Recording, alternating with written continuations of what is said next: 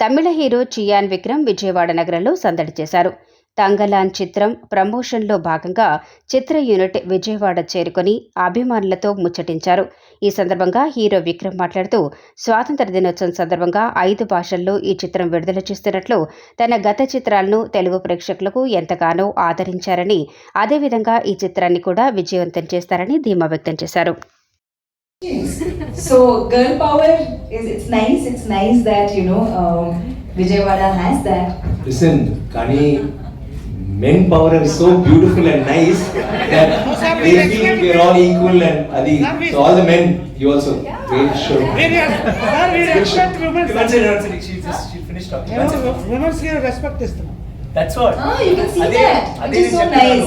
Hi Vijayawada, and thank you press for being so beautiful and sweet and Andrew.